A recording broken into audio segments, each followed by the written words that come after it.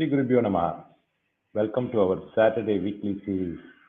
Today is our 29th session, and the topic is Kashmir's contribution in fundamental unity of India, education, national integration. As always, we start with a prayer by Atmanam. Atmanam is a class 12 science student of Vidya Mandir Senior Secondary School, Mylapore, Chennai, appearing for boards in May 2022. He has been learning music from a very early age and presently under Parur Dr. Harini Srivatsa, known to us all. Besides school and Carnatic music, Atma has also been learning Western classical violin, grade 4 of Trinity College, London. Over to you, Atma. Thank you. Namaskaram, Shri Gurubhyo Namaha. I am here to render a few lines from the Kala Bhairava Stuti by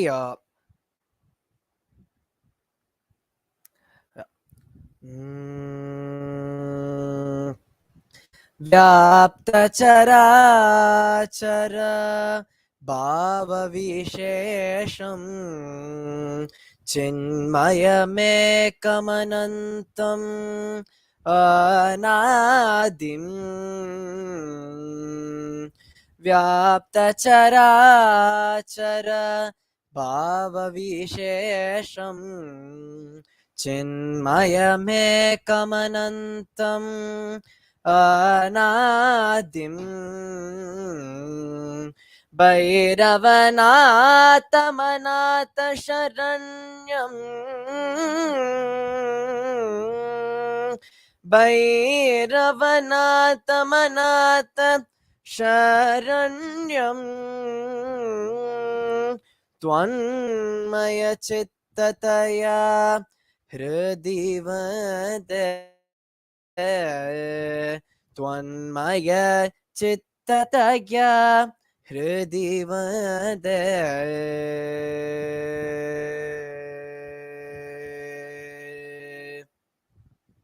Thank you. Thank you, Atma. We hope you will appear in our program again. Our sincere thanks to Sri Kanchi Mat for our ongoing initiative and offer our namaskarams to His Holiness Sri Shankara Vijayendra Saraswati Swamigal. With his blessings, we continue with our Kashmir Cultural Heritage Lectures. Today's session is by Professor Raj Nehru, Honorable Vice Chancellor, Sri Viswakarma Skill University, Haryana. Sri Kanchi Mat has been in the forefront, modestly working with the sole aim of national integration, spiritual enlightenment, and spreading the uniqueness as Kashmir is our cultural heritage.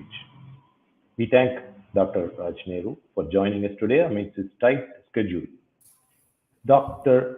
Raj Nehru is the youngest founding vice chancellor in the country who left his lucrative corporate career to serve the dream of transforming national skill ecosystem. That is an high priority in the state and the country. Sri Vishwakarma Skill University is the first skill university of India and sixth in the world. Prime Minister Narendra Modi laid the foundation of the university. Sri Vishwakarma Skill University will prove to be a milestone in taking forward the Prime Minister's Atmanirbhar Bharat campaign. Currently, 4,000 are being imparted skills, and by 2030, 12,000 skilled youth will graduate every year. Just a few months ago, university had its third foundation day. Prior to becoming founding vice chancellor, Dr. Nehru held several positions in the government: Director of Haryana State Electronics Development Corporation Limited, University Grant Commission, National Education Policy, that is NEP, Mission Director, Haryana Skill Development Mission, just to name a few. He sits in several boards and committees. He is recipient of Innovative Leader Award, Brick of Change. He is an active philanthropist, and his foundation educates and skills underprivileged children from slums.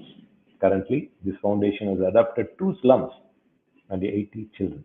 He has a wide global and cross-cultural experience and has worked in the Philippines, China, Europe, and the United States for its projects.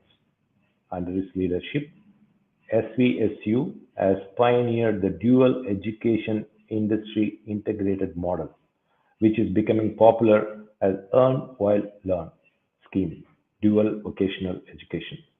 And he received a special commendation from the state government and Prime Minister office for his contribution towards disaster hit village Sadal in Jammu and Kashmir.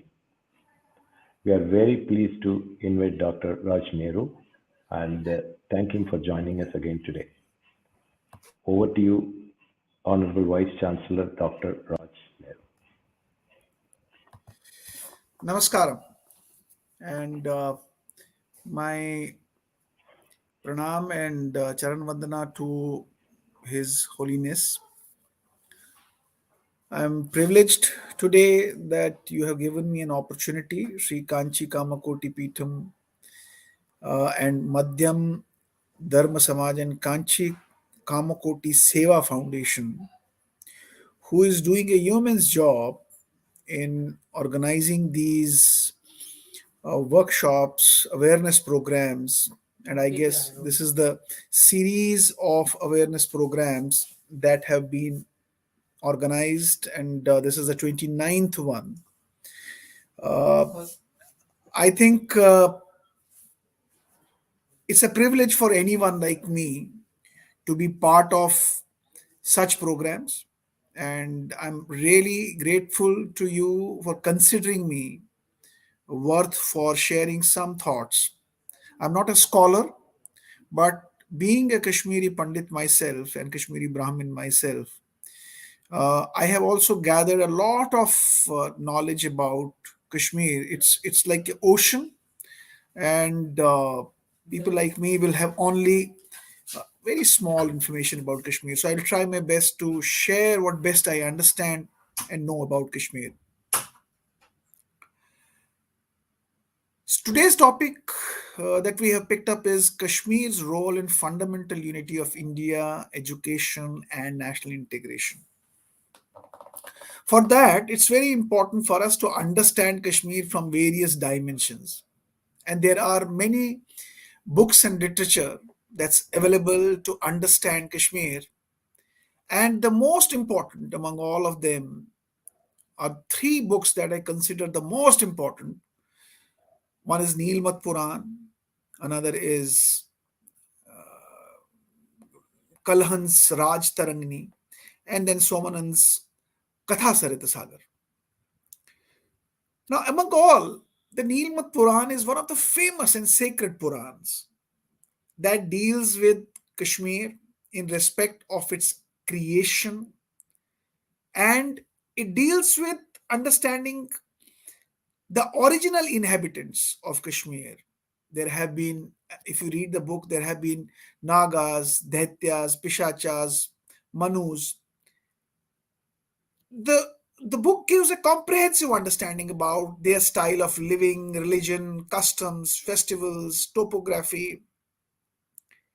And it's one of the oldest books. I guess it has been written somewhere around 3rd or 4th century. I'm not right, but it's around this period it has been written, and talks about the origin of the Kashmir, how Kashmir, originally called Kashmira, how it came into existence, all that stories of Rishi Kashyap and the story of Jaloda Baba. This book is named after King Nila, the Nagas of the Nagar dynasty that ruled Kashmir in the beginning. And with his name, this entire manuscript has been. There's a beautiful story, when many people say that Kashmir and its fundamental integration with the Bharatvarsha, this book is extremely wonderful in understanding Kashmir's relationship with the larger Bharatvarsha. Because Kashmir, what we see today, was not the only Kashmir. Kashmir was a larger Janapada. And when you open the Neelmat Puran, the opening of Neelmat Puran is with a dialogue starting with a question between Raja Janmejaya and Maharishi Vaishampayar. The question from Raja Janmejaya comes to Maharishi Vaishampayan. When you open Nilmat Puran, the opening of the books is with the question from Raja Janmejaya to Maharishi Vaishampayan. And the question is to Maharishi Vaishampayan, why did not the king of Kashmir participate in the Mahabharata?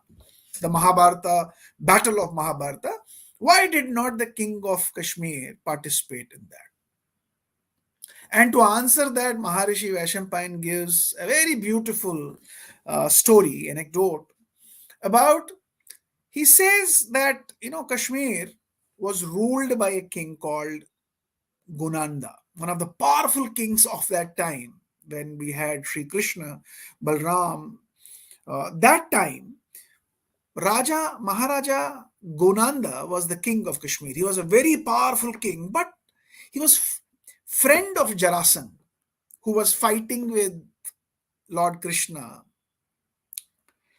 And because Jarasandha's uncle was killed by Krishna, Kans, so he had he wanted to take the revenge, and in that revenge he wanted to have a war with Krishna, and he called his friends because Gunanda was his best friend and he was a very powerful king. So Gunanda, along with his army, marched towards Mathura to help Jarasandha to attack Krishna. And in the process of that, the story I'm cutting short, Gunanda was killed. And because Gunanda was killed, his brother in Kashmir, Damodar, was installed as the king. And after some years, as the story goes on, Krishna and Balram, they were going to Kandahar for some, because Kandahar was part of the larger Kashmir, near Kashmir. So they were going to Kandahar, and Gunanda's brother Damodar came to know about it, and he wanted to take the revenge of his brother's death. So he challenged Krishna, and there was a fight between Krishna and Damodar. And as per the story, the Damodar was also killed.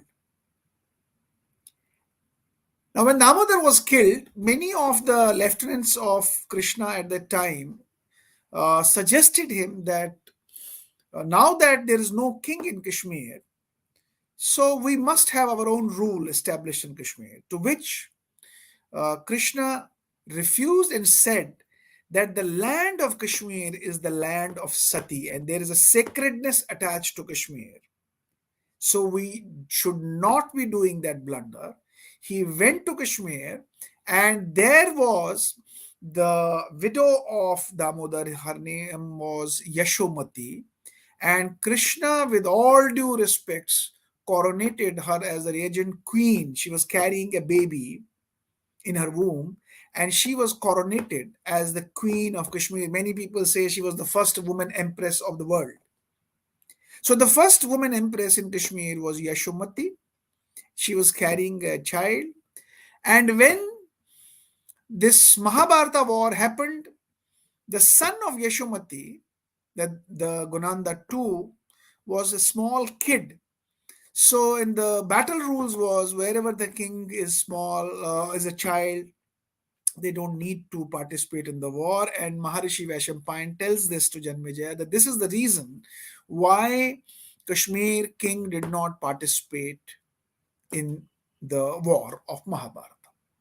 And this is a brief description of connection that these Mahajanapadas had with the larger Bharatvarsha's context, which many people sometimes have no understanding about. And then we have many other kings which we can relate and reflect when we read Lalita, when we read about the other doctrines, which is written by what we call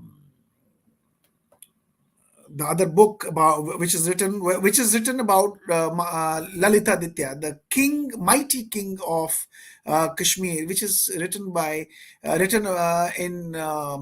Raj Tarangini. by Rishi Kalhan. So Kalhan has documented about Lalitaditya and his mighty conquers that he made across the country. In fact, it is mentioned by many writers that his his kingdom extended from Kaveri Basin until Caspian Sea. That was the length and breadth of kingdom of Lalitaditya Muktapida. And it is during his tenure that the Sun Temple and many other great practices started in Kashmir. In fact, it's also written about Lalitaditya Muktapida that he was the one who brought many scholars from all over the India and nurtured Vaishnavism as well as the Shaivism in Kashmir. So when we read about Kashmir, we need to understand that there are so many great stories about Kashmir. It will take years for someone to really understand that how Kashmir and its connection with the larger part of India in terms of integrating. Though Lalita Aditya's period was very brief, 35, 40 years, I think somewhere like this. But you will find how he integrated the whole India, Bharat Varsha at that time, and also the stories of Nilmat Puran. Now, to understand the scholarly and the academic and the educational contribution of the Kashmiri Brahmins, one needs to understand Kashmir from the perspective of its age old heritage and the Aborigines, their thinking preferences, their living styles, values, beliefs, personality, and their pursuits. So, Kashmir has always been a seat of great learning. For centuries, there has been an interface going on between the Kashmiri scholars and the national and Western scholars. People from all over the world traveled and came to India and then also visited Kashmir. So there has been a lot of interface going on between various national and international scholars in the various fields, including Sanskrit literature, Shaivism, and many other pursuits. I'm reminded that when I look at this pursuit of the scholarly pursuits of engaging with the multidisciplinary, multi-dimension, and multicultural people, it reminds me of a Rig Vedic shloka that is Anubhadra Kritvo Yantu Vishwataha Aryam. I may not be perfect in reciting it, but it means that let the noble thoughts come to me from all directions, and that's what Kashmir was. The intermingling of thoughts and ideas has shaped many concepts of mysticism, science, and philosophy, including multicultural heritage in Kashmir. This combined philosophy, though today we have so much of militancy, terrorism, and fundamentalism happening in Kashmir, I think this combined philosophy cannot be uprooted by any militancy or terrorism. The culture of tolerance, receptivity, openness, love for nature and humanity is what got nurtured in Kashmir. Sometimes, when being a management professional, I have been all these years into management, human resource development.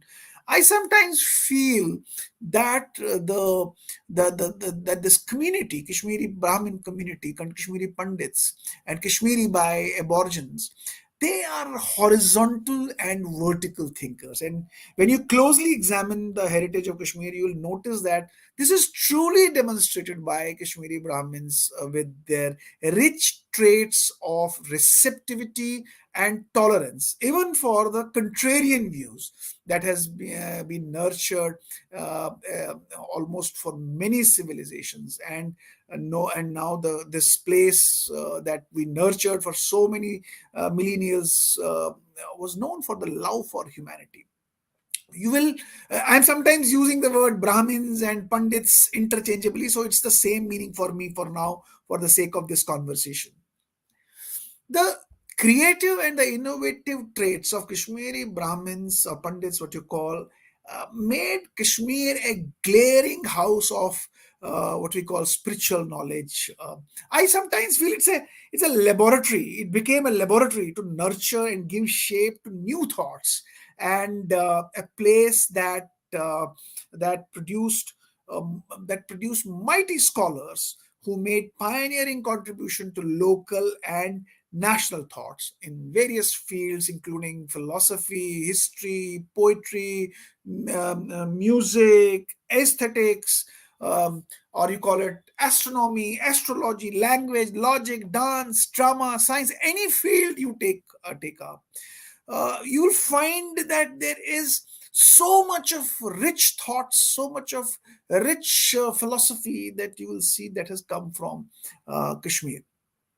And this rich trait of creative adaptability and flexibility you can also see when you closely examine the understanding and adaptability of these Kashmiri Brahmins. You will find that reflection in how they align and embraced and adapted with the Naga culture, with the Brahminism, with the Vaishnavism, with the Buddhism, besides adapting and mastering different languages. You see, Kashmiris, until very recently, you'll find them, they're very proficient in Sanskrit, they are very proficient in Prakrit, Pali, Tibetan, Sharda, Persian, Urdu, Hindi. And then when Britishers came into Kashmir and the English was brought in, the KPs, Kashmiri Pandits, what we call, they demonstrated an amazing trait of adaptability and accommodation. And their ability to learn a language so fast was one of the reasons why they were preferred by many regimes that came to Kashmir, whether it was a Hindu regime, or it was a Muslim regime, or it was a Dogra regime, or it was a Sikh regime. They were always preferred because they demonstrated the capability to embrace the kind of the requirements of the rulers of at that time for managing administration and other things.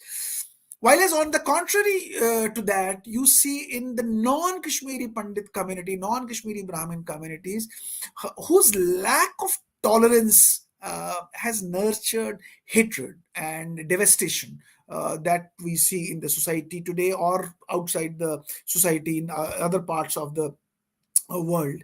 And that has been fundamentally the reason for them, that they did not get largely engaged by many regimes. Perhaps sometimes if you ask someone, there is a narrative, sometimes a false narrative is created that the non-Kashmiri Brahmins were ignored and only Kashmiri Brahmins were preferred, which is a false narrative sometimes. And I'll tell you why it's a false narrative. Because the opportunities were common for everyone to progress and grow and contribute and be part of that intellectual pursuit. But the fact remains that it was primarily because of the orthodoxy of their clergy, the non-Kashmiri Brahmin clergy, which existed there. That clergy's orthodoxy prevented the common non-Kashmiri Brahmins to participate in the philosophical, educational, and literary pursuits, because they thought this is anti-religion and they should not be pursuing this. Learning of a different language is anti-religion. Learning of English is not suiting to what they should be doing. And this was the challenge that the clergy and their orthodoxy that prevented the non-Kashmiri Brahmins, and they stayed away because the clergy was very strong, and this prevented them to participate. The other reason for them not participating was because largely when they did not pursue these pursuits, they continued to become artisans and they continued to engage in the farming activity. So because of that reason also, they showed no interest for education, and that is one of the major biggest reasons for the non-Kashmiris to not being preferred for the other pursuits. While on the other side, Kashmiri Pandits, they continued to be flexible, they continued to be adaptable, they continued to demonstrate the qualities of perseverance, persistence. They demonstrated the qualities of great perceptors, imaginators, innovators, and very courageous in their scholarly pursuits. See, today, you see, Kashmir, when you imagine Kashmir, you need to imagine a Kashmir for almost 6 months full of snow and temperature which is sometimes going in -5, -10. Imagine, you can't you can't even imagine the intolerable conditions of that time, and in those times, how one can imagine that, how under those daunting conditions these Kashmiri Brahmins were successful in producing finest of the manuscripts. See, most of us will be familiar, as I was talking about, the Nilmat Puran and Raj Tarangni. But Kashmir has produced finest of manuscripts like Ishwar Pratibhignya, Haigriv Vada, Kavya Lamkara, Dhwani Loka, Tantra Loka, Spanda Shastra, Pratibhignya Shastra, and many other scriptures. Besides, you will find the abridged version of Mahabharata, Ramayana, and they have also, many of the scholars have given commentaries on Bhagavad Gita and Natya Shastra. Besides, there is the famous book, what I was mentioning earlier, the Katha Sarita Sagar and Brihat Katha. So can you imagine that under those daunting conditions, how these people, how these Brahmins were able to, make so much of contribution, literary contribution, and that contribution is not only restricted to that regio. It has become a global document today. People from all over the world were fascinated with that, and they wanted to understand how is this thought process very different. In fact, while in the country we have Vikrami Samvat and Shak Samvat, in Kashmir you had a different Kal Ganana method which was called the Saptrishi Samvat, and this is all the origin from Kashmir. The Kashmiri Brahmins had created that Saptrishi Samvat. So not only in Kashmir, the Kashmiri Brahmin and Kashmir had a great influence on India and the world thought. Take the case when I was talking about the contrarian view. Look at the case of Kashmir Shivism. The philosophy of Kashmir Shivism is one of the biggest contributions that reveals the key to mystery of existence, and it's a little different when we talk about the Kashmir Shaivism versus the Shaivism in the rest of the country. You will find a lot of similarities and a lot of different approaches. So the Kashmir Shaivism acquaints us with the knowledge of supreme secret of life. The different view of Kashmir Shaivism, when you examine it a little bit closely, you will see that the propounders of Kashmir Shaivism appear to be the lateral thinkers. Their ability to think in a different way. Kashmir doctrine on this Shaivism was of the view that universe is the manifestation of pure consciousness, and pure consciousness means pure consciousness is real and manifests the universe as a kind of reflection of itself. While as Adi Guru Shankaracharya, when he came to Kashmir, he believed that, and he talked about that Brahman was the only reality and universe was the mithya, and it was the creation of Maya as per Adi Guru. But when you look at the Kashmir Shaivism believed that the universe is real. All the experiences of were documented in such a way that that the propounders of Kashmir Shaivism felt that it's the experience that one has to go through. And I remember Adi Guru, when he went back from Kashmir, he wrote all his experiences about Kashmir in his book, which is called Saundarya Lahari, which was composed by him when he went back.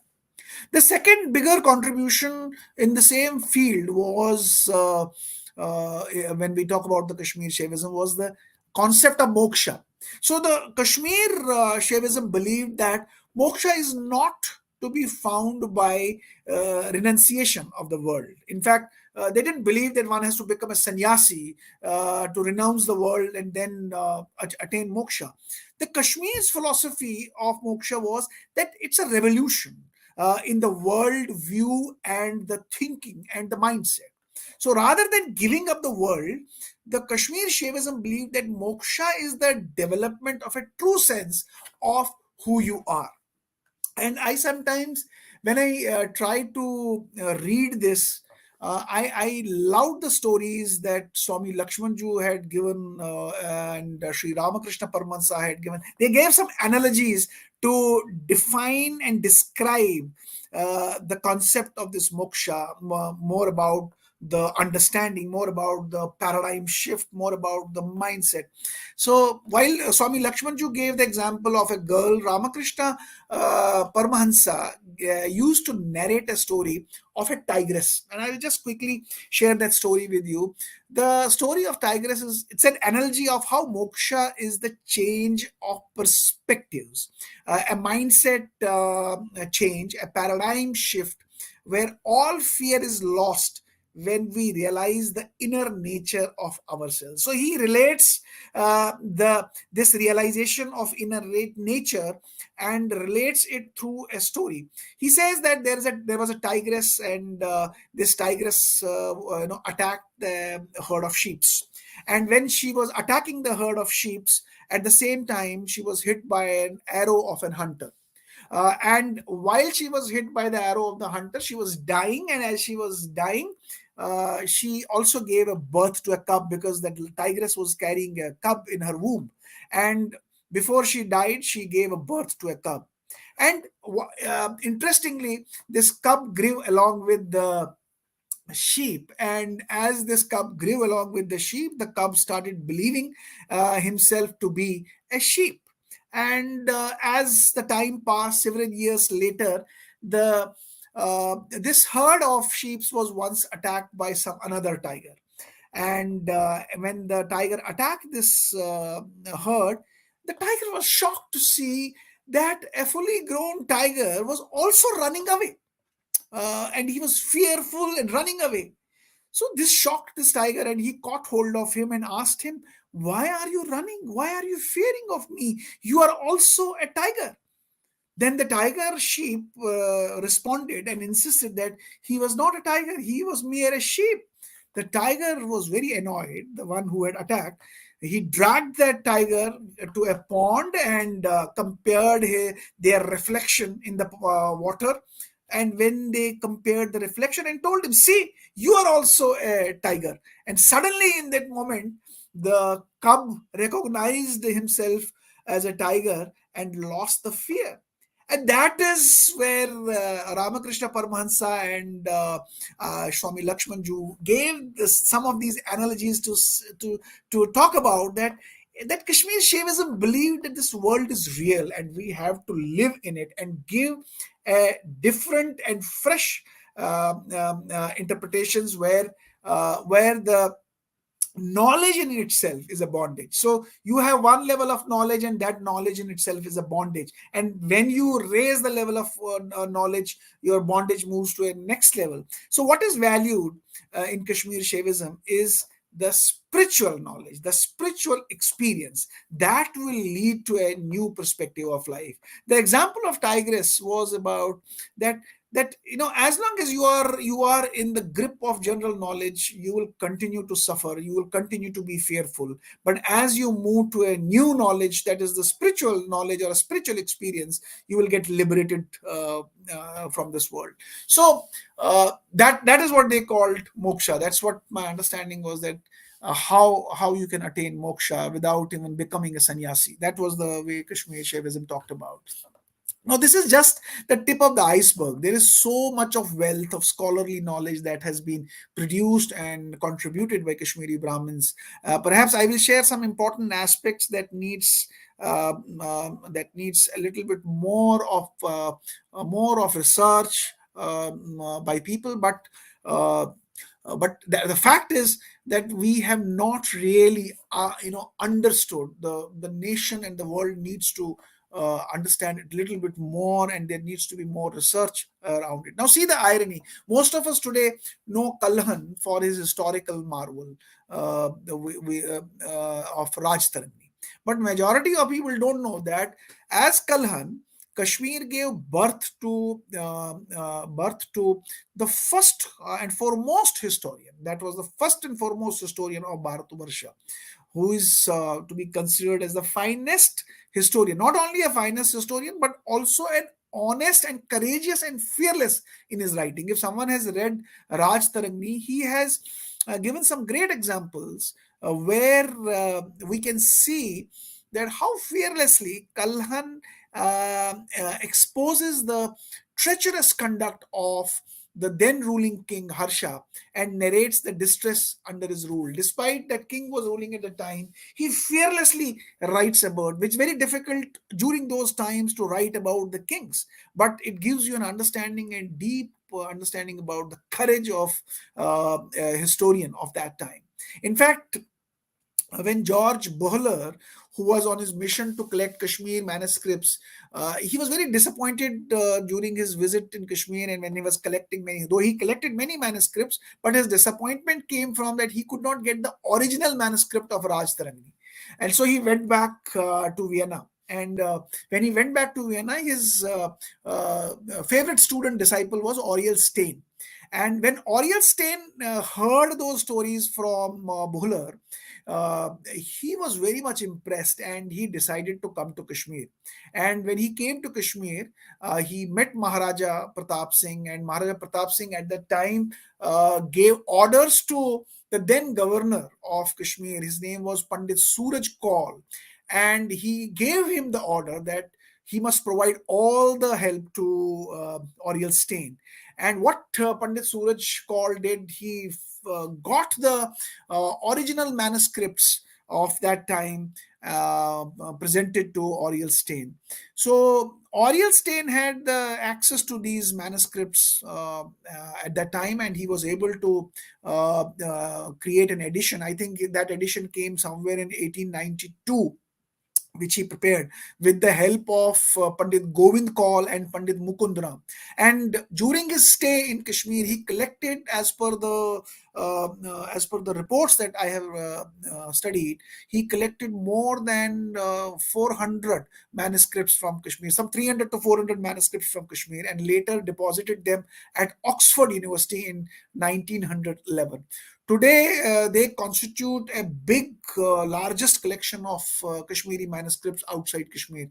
And most of these manuscripts may be still awaiting for some study by some scholars, because they were all transported to that university. In fact, I'm also of the privy, I read it when I was accessing these documents and some stories. I found that the start of Sanskrit studies in Harvard University is also credited to Kashmiri Pandit's contribution, because there was David Spooner, whose interaction with Pandit Harabhatta and Pandit Nityanand and Pandit Mukundaram during that time encouraged him. And during those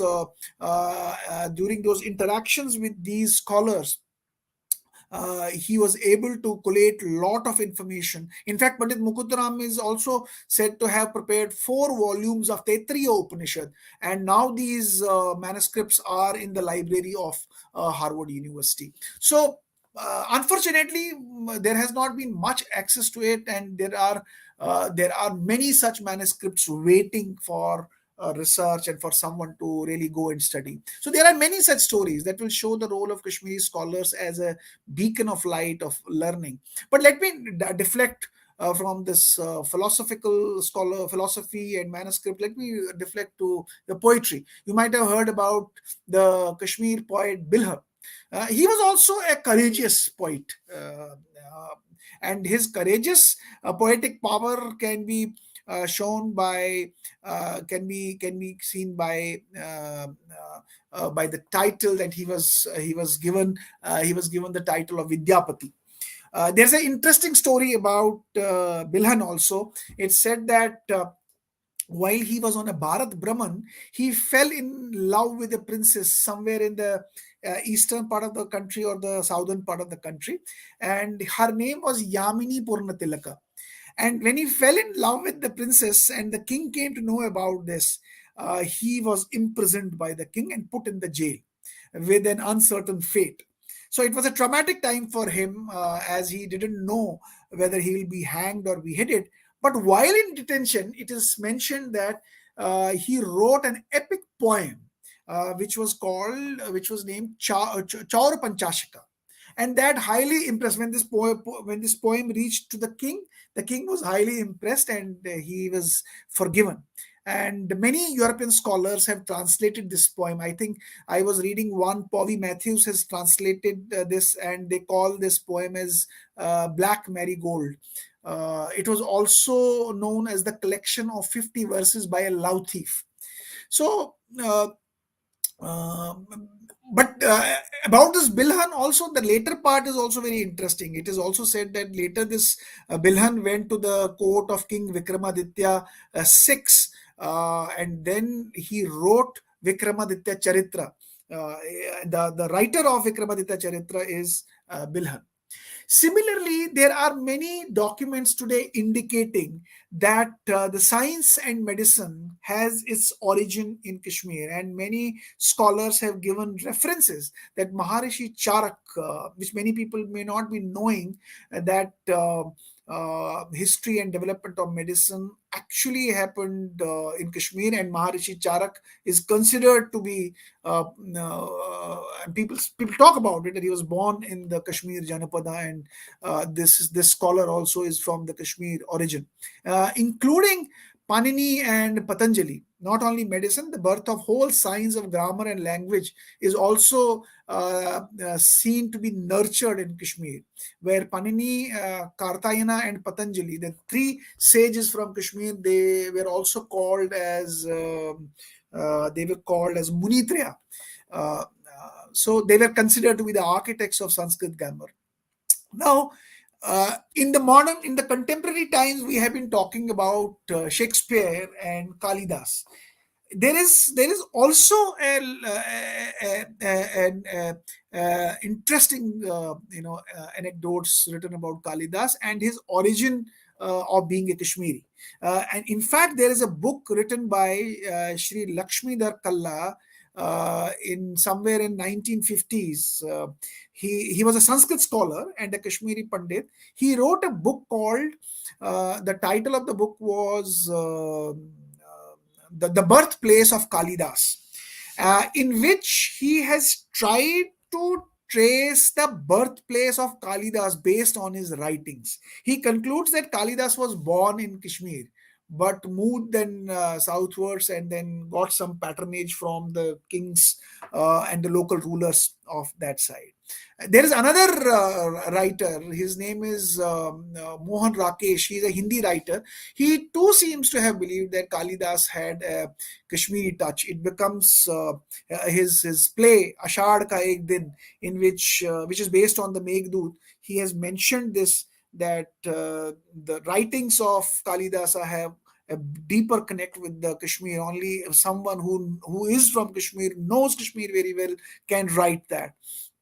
So, as I said, this is only a tip of the iceberg. The history of ancient Kashmir is full of amazing contributions in different fields that can fill one with the sense of great pride. In fact, there has been a constant flow of Kashmiri Pandit scholars to the rest of the India and outside India as well, and their contributions have been recorded in various states of India. I think in the southern states, I have come to know about the Karnataka music, Sangeet, Ratnakara. There it has been recorded, and in some South Indian philosophy, in aesthetics and dance, and outside India in Tibet and in China. I remember when once I was in China, so I came to know about Kumar Jiva. There was a statue of Kumar Jiva, and then later I came to know that Kumar Jiva was originally from Kashmir. He was the son of the soil of Kashmir, and then he went to China, and he was the one who translated many doctrines in their local language. On the other hand, Kashmiri women also have been an amazing contributors, where we can see the uh, significant contribution in the poetry, in the philosophy, in the literature. We can see the women folks, and they were the ordinary household women who ventured out and followed a call of their own. And that's how the culture of Kashmir was. You had Laleshwari, you had Arnimal, you had Rupavani, and they established a remarkable journey from humble beginnings to glory and self-attainment. And also they were great aesthetic poets, and if I recall. There are women empresses as well, like the Kashmir's last woman empress is Kota Rani. There are great stories about her, how she fought and the kind of warrior she was. During what she did. In fact, there's a beautiful book written on Kota by Dr. Rakesh Cole. Beautiful way it has been. In fact, there is another queen called Queen Dida. Another writer has written a beautiful book on Dida. She was also a very big and very courageous warrior queen of Kashmir, and many other stories. Many other stories we can find. Later part of this legacy continued. In fact, I remember when Banaras Hindu University was getting made, I was reading about the contribution of Kashmiri Pandits, Gopinath Kunjuru, who joined as the first secretary to Shri Madan Mohan Malviya ji at that time. And he was instrumental in steering the strategic growth of Banaras Hindu University. In fact, Maharaja Hari Singh had nominated Pandit Raghunath Dar, and Maharaja of Patiala had nominated Dayakrishnan Kaulji to the court of Banaras Hindu University. And many Kashmiri Brahmins served at various positions, including the Vice Chancellor and Registrar of these universities. And you'll find many names like Iqbal Narayan Gurtu, Pandit Manohar Lal Zuchi, Pandit Motilal Dar, Tej Bahadur Sapruji, Pandit uh, Motilal Nehru, we all know, the father of Jawaharlal Nehru. So, in fact, there is one gentleman which is in the contemporary times. His name cannot be forgotten for many reasons, and he has done amazing service to this country. And I tell you why his services are considered to be the outstanding one. His name was Pandit Rameshwar Nath Kao. uh, you know, uh, his contribution is in the field of intelligence and national security, and they remain unsurpassed. Uh, uh, if you have to really find who is the author of India's secret history, it is Kausa, Pandit Pandit R. N. Kao. He has been described by many writers as the master spy of 20th century, and is rated better than the Kim Philsby, Alan Dulles, and Alexander Orlov. He's considered to be the architect of what we call today research and analytical wing, RAW. What we call, like an IB, we also have a RAW, which does for the foreign assignments. He is considered to be the architect of RAW. And he built a RAW into such a formidable organization that within 2-3 years of its birth, it was able to harness Pakistan's anti-Bengal campaign that time, the then East Pakistan, what was now the Bangladesh, to India's advantage. What Pakistan was doing there, it was all christened by, the entire strategy was designed by him, how to lead that path, and that led to the creation of Bangladesh. Kausa, all credit goes to Khalsa for all what happened at that time of Indira Gandhi's time. It is the credit that many people today clearly call it his contribution. He has also some more things to his credit. He played a key role in snatching away the Himalayan kingdom of Sikkim under Chinese nose and making it part of India, and that's remarkable.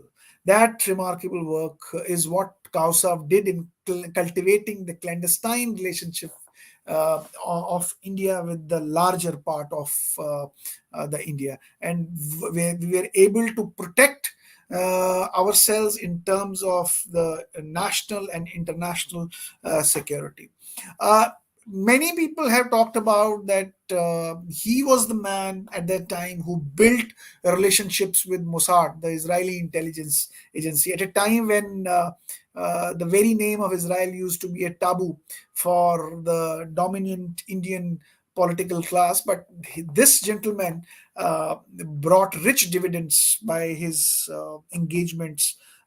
And he is to be considered as the architect of this India's entire security system. In fact, when National Security Guards was getting created, it was Mr. Kao who had a significant contribution in designing and developing and creating the National Security Guards for India. So I think I have already crossed 45 minutes, so I will conclude with the statement that Kashmir heritage has many parallels and synergies with multiculturalism and pluralism, innovation, creativity, perseverance, as I said in the beginning, adaptability, and this is demonstrated in the last seven exoduses. You see, every time Kashmiri Pandits had to be forced to flee from the Kashmir, you have seen they have bounced back. Even today, the last exodus of 90s, you still see they have the tenacity to bounce back. You'll find the pockets of excellence created by these Kashmiri Brahmins spread all over the country, all over the world, and wherever they have gone, they have stood up on their individual leadership and become successful in many ways. Unfortunately, some portions are still in J&K, living in different camps, who have not been as successful, but largely the streaks of adaptability and bouncing back, you will find those tenacities among the Kashmiris. It's not you will not find them only in unity in diversity. That is the one thought that you will see. You will also find them in unity in dissent. Wherever there's a dissent, they will try to create a unity in that dissent as well. I think these debates that you have created, there is a big need to do more of these events and promote the contribution of Kashmir and scholars in the larger milieu, and see the entire picture from a broader perspective. How the Kashmir was the cradle of a civilization and how it has contributed to the larger milieu, national and international affairs. So I think I must compliment you to His Holiness and the organization for organizing such workshops. The time we can keep on talking about this, but I stop myself. And once again, thank you for giving me this opportunity to talk about this topic. Thank you very much.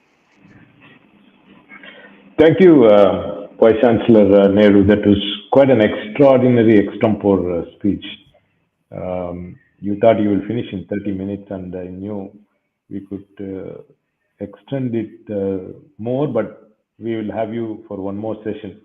Just a few thoughts on this. You mentioned about amazing, contribution, history of amazing contribution by Kashmir, extended India. You even touched upon a little bit of Afghanistan on the other side, on the west. Are they covered in the history books today? I mean, forget about rest of India. We know how it is. In Kashmir, do children get to know about all this, or they have to gather later on, and also with the exodus all over? It's a brilliant question that you have raised, and I want to take you back to the post-independence era, how the history has been written in this country.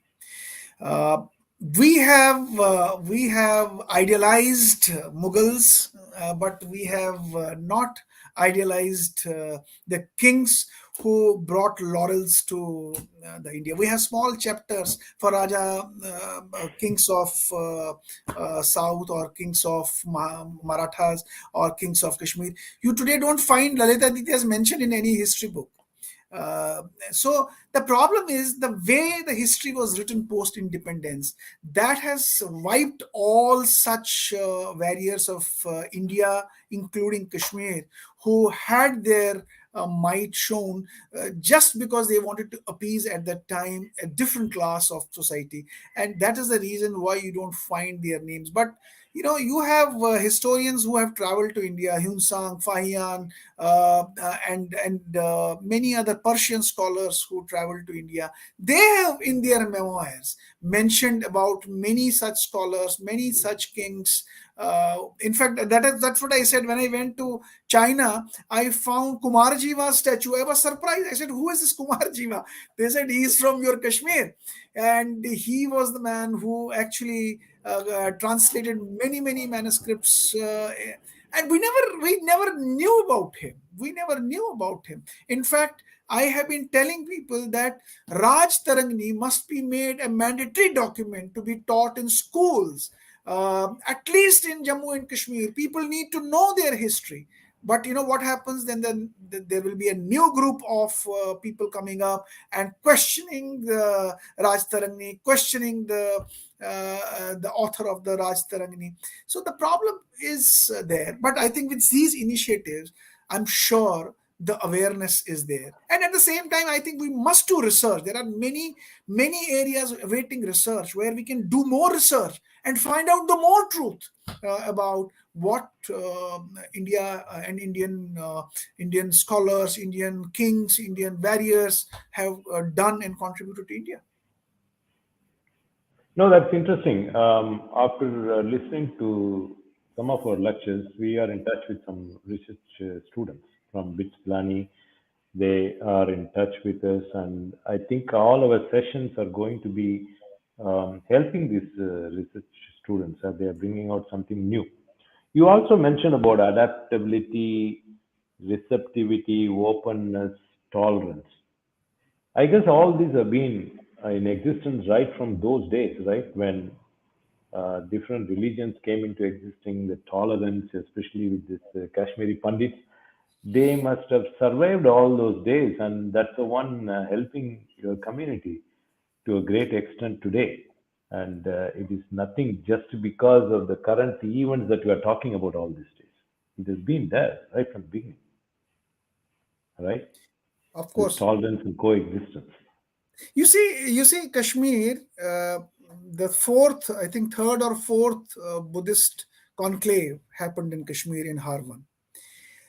You had Brahmanism, this Vaishnavism, a Naga culture.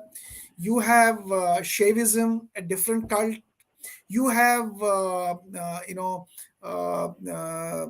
Islam coming to Kashmir. You have many other religions who have come to Kashmir, and they have found a place where they can nurture without any threat, and there is peaceful coexistence. And that's why Buddhism also flourished in Kashmir, the Brahmanism also flourished in Kashmir, the Shaivism flourished in Kashmir, the Naga cult flourished in Kashmir. So you'll find everything flourish, and not only in Kashmir. This is across India. That is why this is the only country in the world where, despite Hinduism was there, you had Buddhism, you had Jainism, you had Sikhism, all flourishing in India, because Anubhadra, Kritvo, Yantu, Vishwatahari, and noble thoughts come to us from all sides, and let us cherish every Aapka Bhagwan, Mera Bhagwan.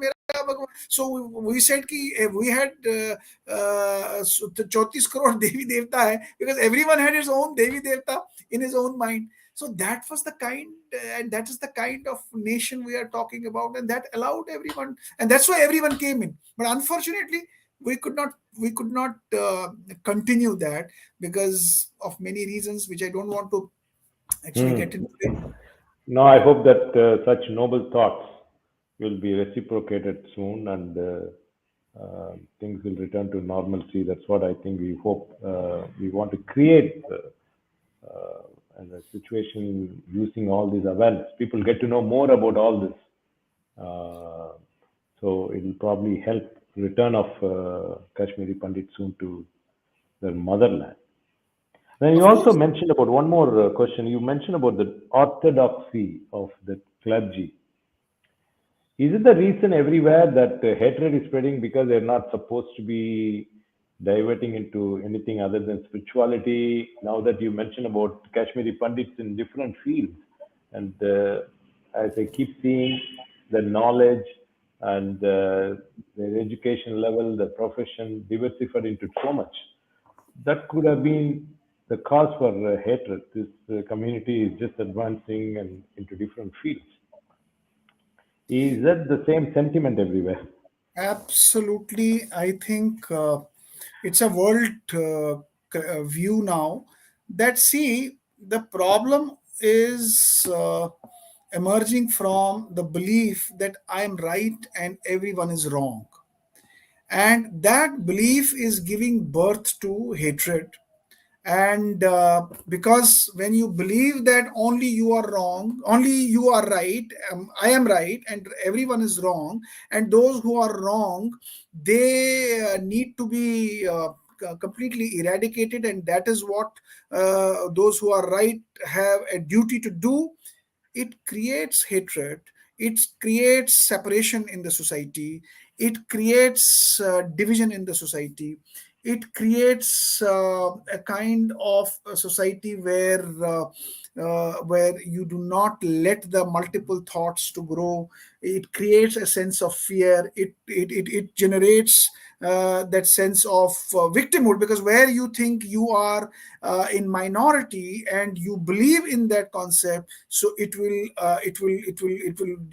nurture the thought of victimhood, and with that thought of victimhood you want to become a majority, and when you become the majority you victimize the others. Now this kind of thought process is becoming a reason for the global destruction. And this is not only in India and Kashmir. You will find it everywhere. Wherever this thought is coming up that I'm right and you are wrong, that and then you are wrong and you have no right to be there. This thought is becoming destructive, and it is impacting everyone in the society.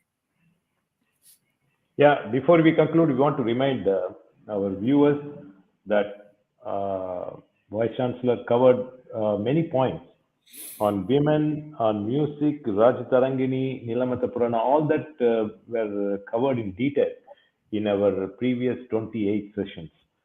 You may wish to go and then check those videos are all available, and we will continue our sessions for now we have slots booked up to June. So we want to thank Vice Chancellor Nehru once again for his time. And as he mentioned, this is not enough to cover in 1 hour. So we hope to see you again sometime in the near future, subject to your time availability, Dr. Nehru. Thank you. Thank you so much, and look forward to seeing you again. Namaskar. Thank you. Namaskar. So we want to thank Kanji Mutt, YouTube and Facebook media, and want to thank all our viewers. As our subscribership has tremendously increased. We have crossed over 500 subscribers in our channel. There are more in other channels. And please stay tuned every Saturday. We have more interesting programs coming up. Um, we will, as always, see you every Saturday, 7 p.m.